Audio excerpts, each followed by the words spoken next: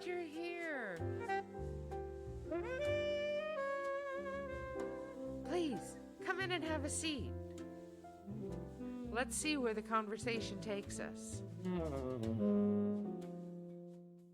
We often celebrate independence as a strength, and I mean, it can be. There's a lot to be said in the benefits of healthy independence. But what happens when independence becomes isolation? When independence becomes the problem? When being self-sufficient keeps us from receiving support, from building deeper relationships, or from allowing others to really show up for us. I'm going to be talking about a topic today that is so deeply personal. May end up coming off like a personal therapy session. I am standing in front of the mirror, and it's not just a typical standard mirror. It is that 10 times magnification mirror, but body length. And I'm looking deep inside because this topic that we're talking about today is one that I struggle with to this day. That hyper independence has been almost my identity. And there's been benefits. I'm not going to underscore the benefits, but there are some costs that I don't think get the attention that they really deserve. That they're not given the weight that matches the impact that they've had. So, this episode today, we're going to explore the hidden costs of extreme independence and the balance between self-reliance and connection. Have you ever been proud of the fact that you don't need anybody? Like, I've got this. I can handle it all on my own. Because I'm just a badass like that. Because even if I don't have the skill necessary, well, I can figure it out. And in the day of the YouTube video, there's nothing I can't figure out how to do.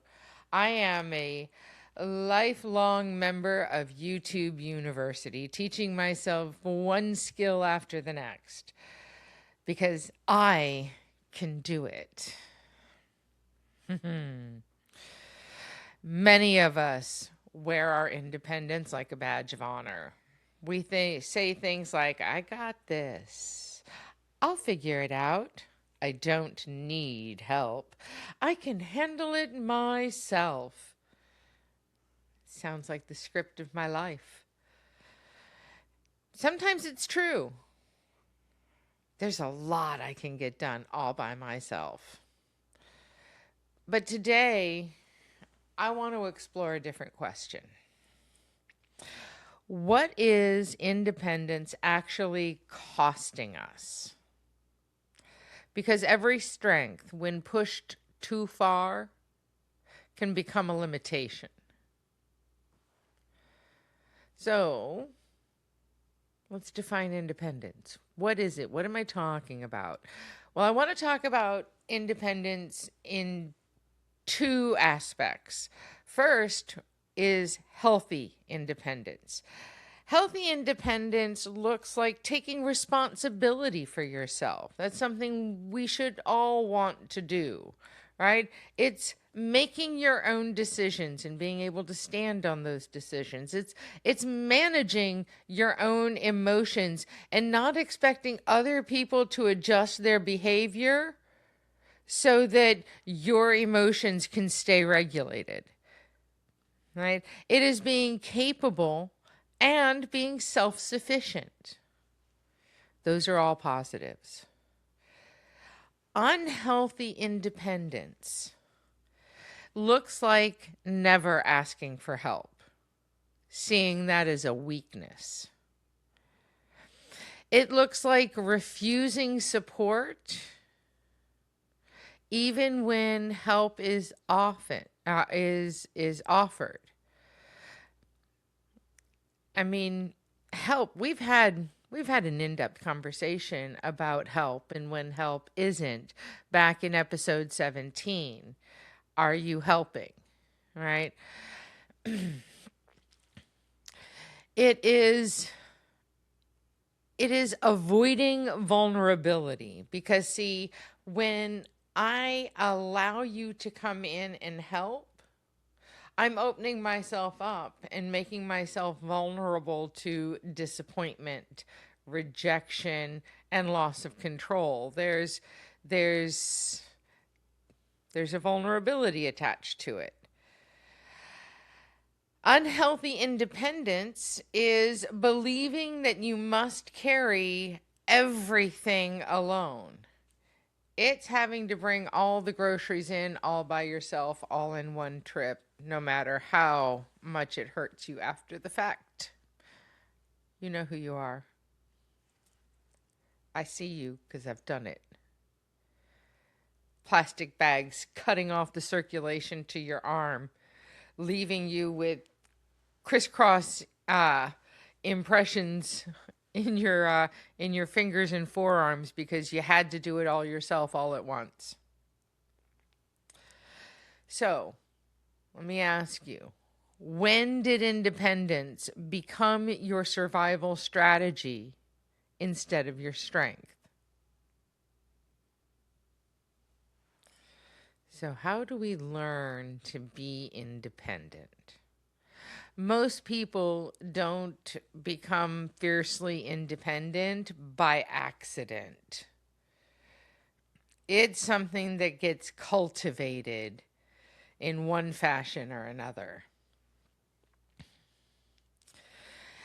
It can have its origins in your childhood experiences. I mean, having unreliable caregivers is a great way to teach you independence when the ones that you count on to provide your shelter, your clothing, your food, when they don't show up and they don't provide, you learn how to fend and find for yourself.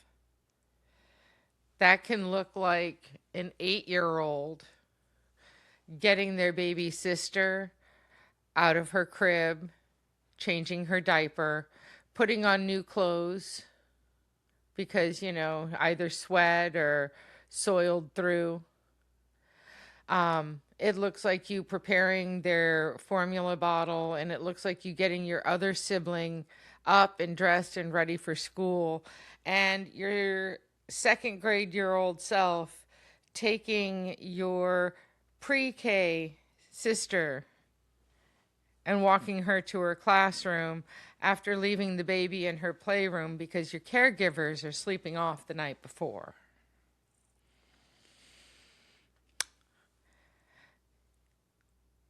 Those types of experiences teach you that you have to be independent, that you can and must provide for yourself and others.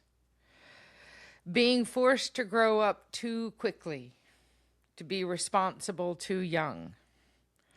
Learning that needs won't be met unless you meet them yourself.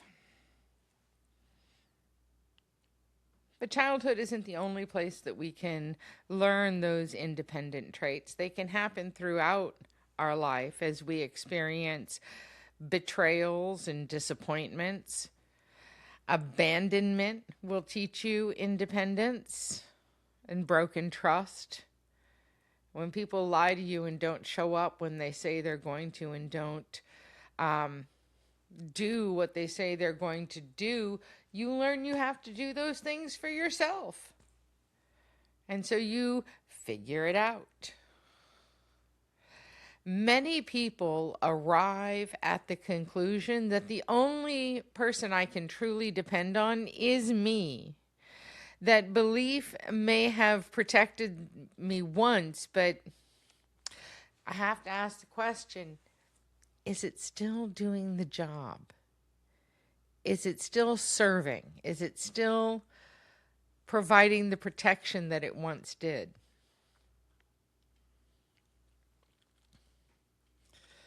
And I don't want to malign independence here, okay? I don't want to give independence a bad rap. There are some positives, some profound, huge positives attached to being independent. Independent people often are able to solve problems well because they have been in positions where they had to figure it out.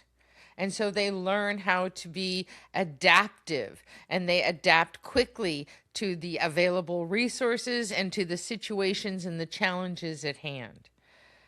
They handle crises effectively. All right. When everything goes wrong, they're the ones you want around because they know how to right the ship. They're resilient, and they have a tendency to step forward and take responsibility because they're used to other people not doing that. And the only way you can solve a problem is when you own the problem. Independence can absolutely be a gift. The problem isn't the independence itself. The problem is when independence becomes the only tool that you have in your toolbox, when it becomes your identity, when it becomes who you are. Asking for help becomes an attack on who you are. Accepting help becomes unacceptable. And that's a problem. Because the real cost of independence, the heart of what we're talking about today, well, it begins with loneliness. Because what will happen is people will see you getting it done, and they will admire your strength and your resilience and your determination. But they may never realize just how much you're carrying and how tired you are and how frustrated you are, because what they see is the end result. They don't see the emotional weight of what you're carrying to get it done. You become surrounded by people but completely unsupported because everybody assumes you got it, because every time they offer help, you say, "Nah, I'm good."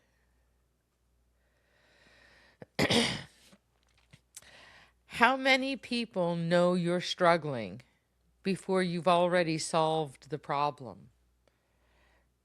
See, I was a big one for that. I would sit in the stew of my struggle until I found the solution. And only then would I reveal to people just how hard I had to work to get to the solution. Just how much sleep I'd lost, how much stress and anxiety I'd carried.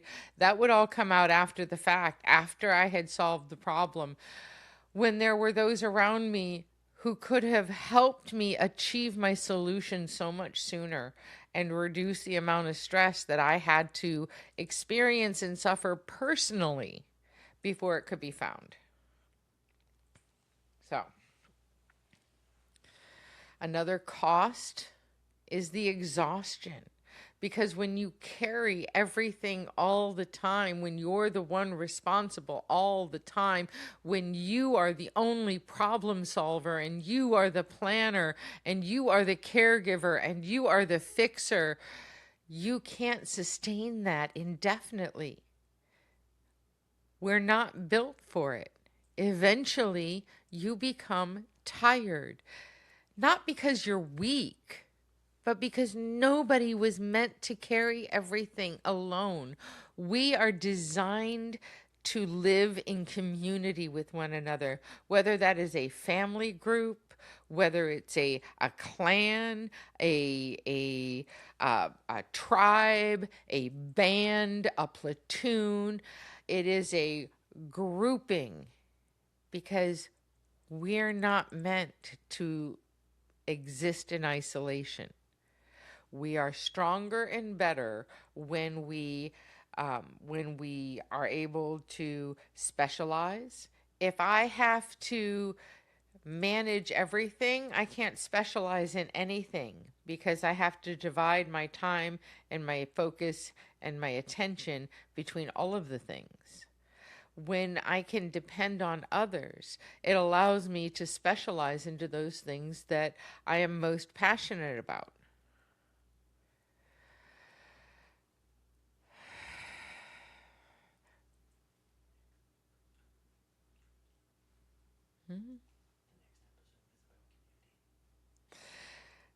Our next episode is going to be an episode where we talk about the importance of community. So make sure you tune in for that one.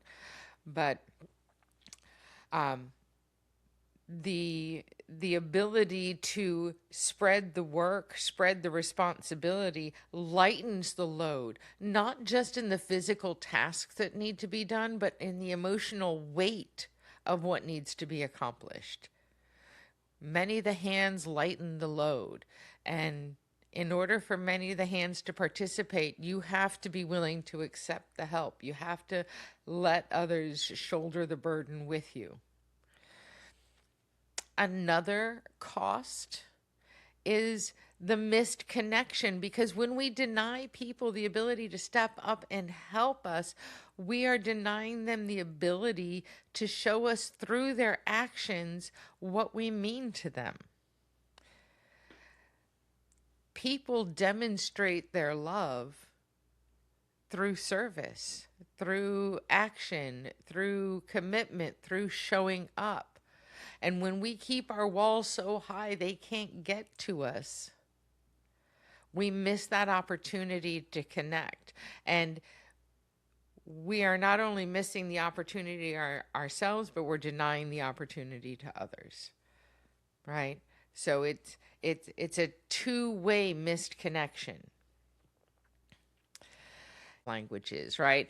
I endorse and support creating language that helps us understand each other's needs easily, right? So being able to say that I demonstrate my love this way or that way, there's a benefit to that. Now, using it as a weapon and pigeonholing yourself and saying I am only just this and I am only just that, I'm not a big fan of that. So I want to, I'm not saying that if you identify with one love language, that's the only way you can express or experience love, is a misunderstanding of what the love languages is trying to do.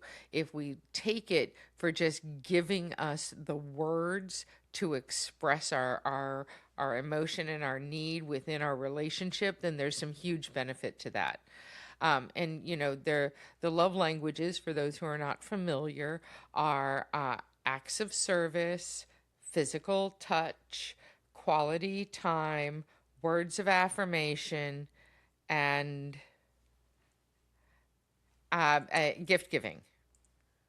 Okay, so those are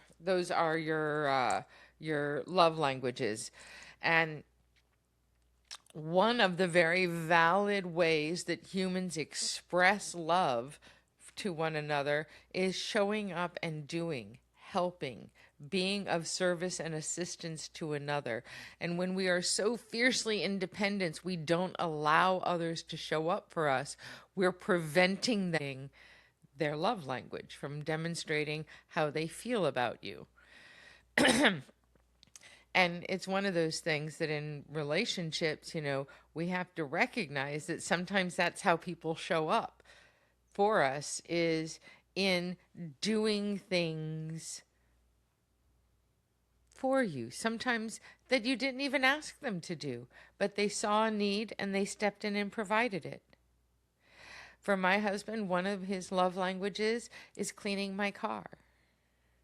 When his body allows him, he hasn't been able to do it because of his back injury, but when his body allows him, his day off, he spends detailing my car so that when I get in it, I get into a car that is clean and looks good and smells good.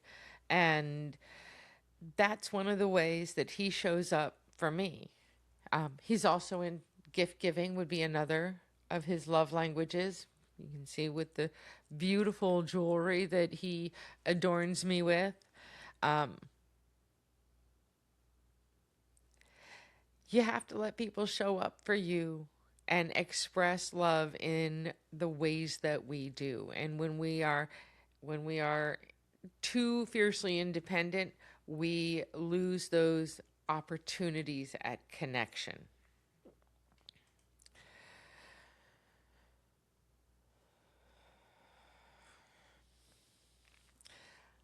Another cost that we don't think about in terms of independence is independent people are very comfortable giving help to others.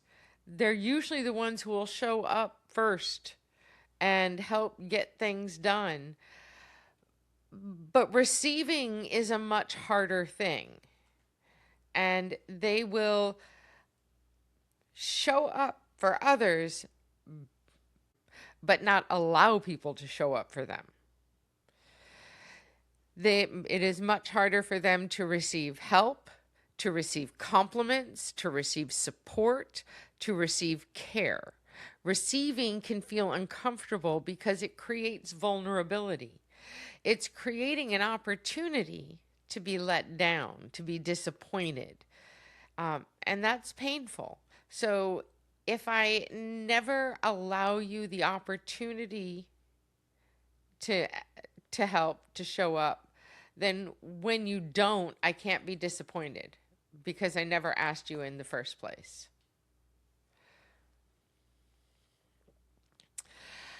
And ultimately, all of these, as they stack on top of each other, lead to burnout. The constant belief that I've got this eventually becomes, I have to handle everything. And that mindset is unsustainable. We're not built to handle everything all on our own. That's not how humans are designed. We are communal creatures. We are designed to live in community with each other, whether it's a small community or a large community. We are not built or meant for isolation. In fact, studies have been done that show that people who experience prolonged isolation, they exhibit and get mental illness from it. It has a negative impact on their mental health. It creates anxieties and depression and other issues. We need each other. Our mental health depends on it.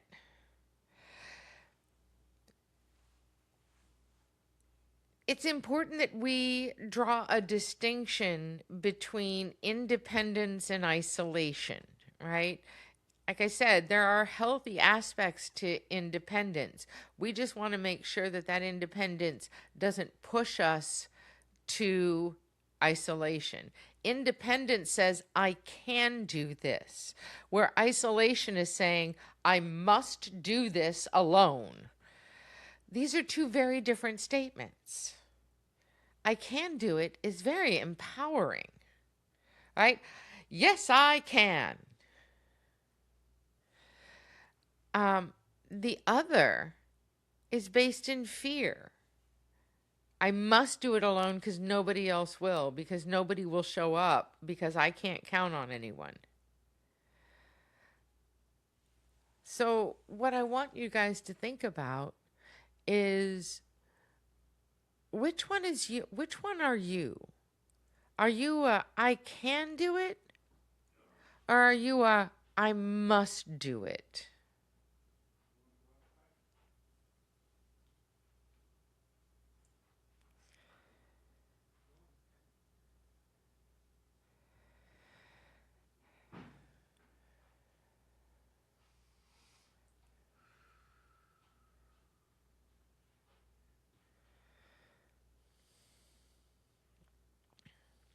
So why is asking for help so hard? Well, there's there's a lot of things to be afraid of there. Let's break it down. I mean, first of all, I might look weak, and that's terrifying. I don't want to look weak. People take advantage of the weak. People walk all over the weak. Can't be weak. And then I might be rejected. What if they refuse to help? What if they're uninterested in my problems? Well, that's a terrifying thought. We can't have that. Rejection is whew. Well, if I never put myself out there, I can never be rejected, so we can just avoid it straight up. And then there's the burden factor. I don't want to be a burden to anyone. That's a bunch of crap. You're not a burden.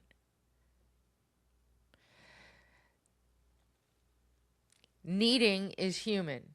Every human needs.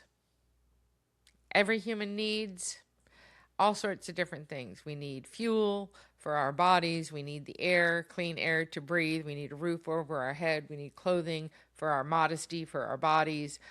We need each other. We need friends. We need laughter. We need rest. We need food. We need, right? You're not a burden. You're just a human. Ooh, owing someone something. Have you experienced that time when somebody did you a favor and then a little while later they started tugging on a string they had tied to that favor, where now they have an expectation that you do for them a thing? Now, if that was all discussed and arranged ahead of time, then that is a swap, an agreement that's can be a beautiful thing. Nothing wrong with a little barter between friends, right?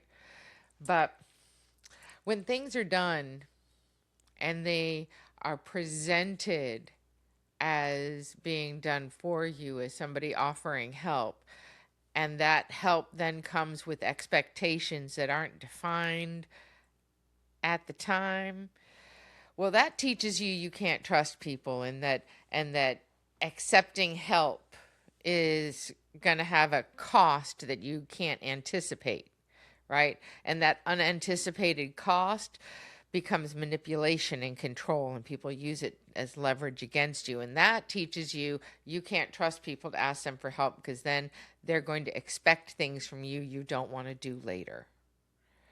And we've all experienced it, right? Think about the parent who offers to pay for the wedding, but then the cost is they get to make all of the decisions on the venue and the head count and the caterer and the colors and the dress and the flowers. And now all of a sudden it's not your wedding, it's their wedding by proxy, right? That becomes a help that isn't helping. Because if they were really helping, they would give you the money to make your vision of your big day come true. Those are the strings that can make us afraid to ask for help. Then there's the prospect of losing control. And this one may be the most terrifying of all, that somebody is going to help their way and not do it your way. And that one can be really hard. Because a lot of times, and I'm going to dive into some relational stuff here. Like the wife will say, he never helps around the house. And then he washes the dishes and she says, no, not that way. And she washes them after him. And then he folds the laundry and she says, no, not that way.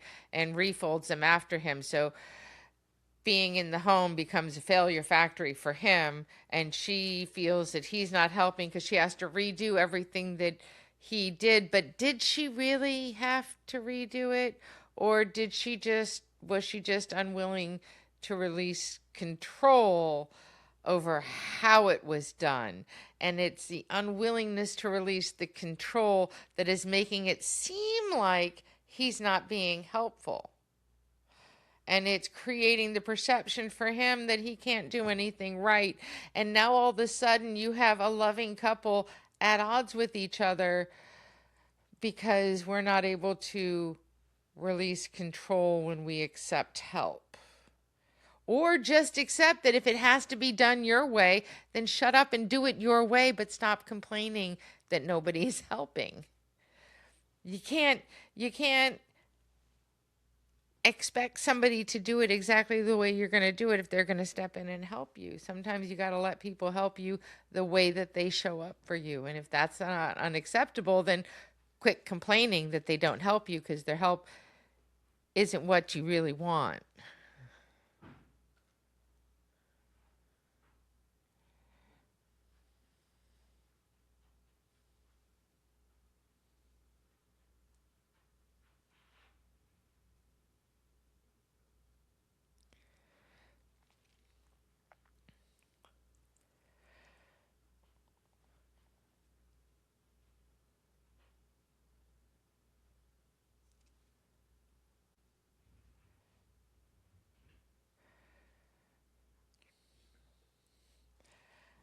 Asking for help is often viewed as weakness when it actually requires tremendous courage. Sometimes the strongest thing you'll ever do is let somebody help you.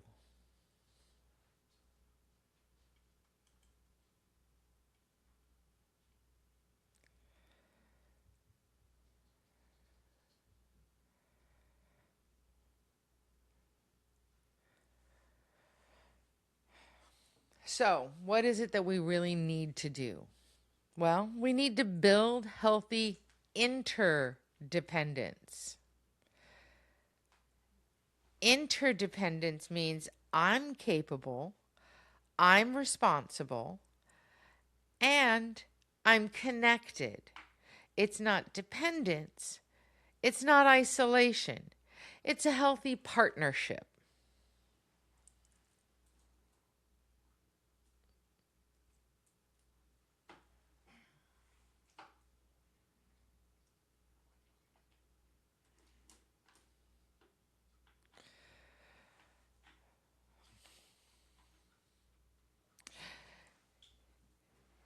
It's accepting help when it's needed.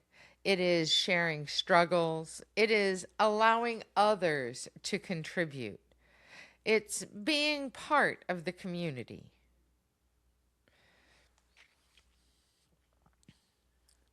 So, some questions I want you to think about. Where has independence served you well? Where has it become a wall, preventing the deeper connection in the relationship you want to build?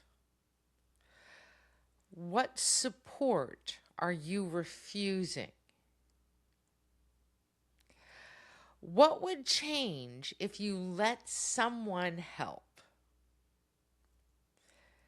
So this week, my challenge to you is to find one opportunity and ask for help. Just once.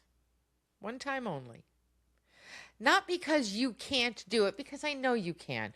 Of course you can. You always have. And so the expectation is you always will, right?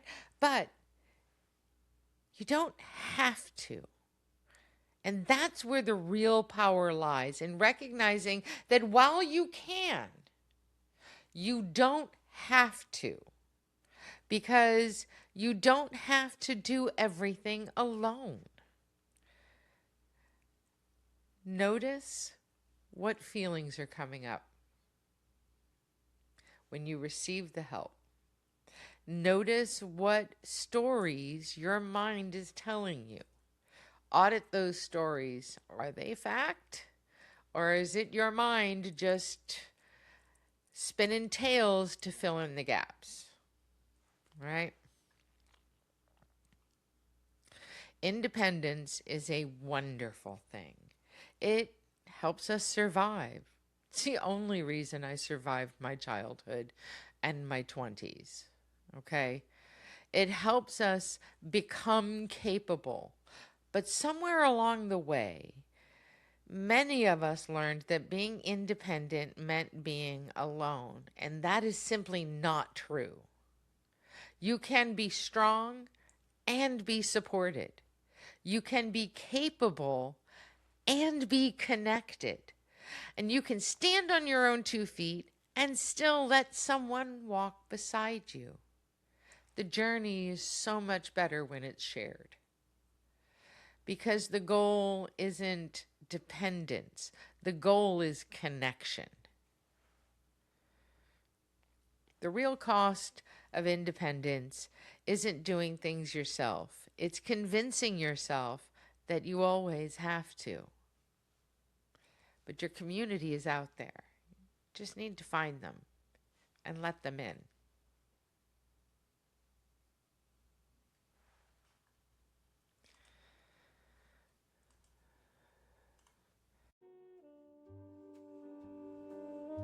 Thank you so much for stopping by today.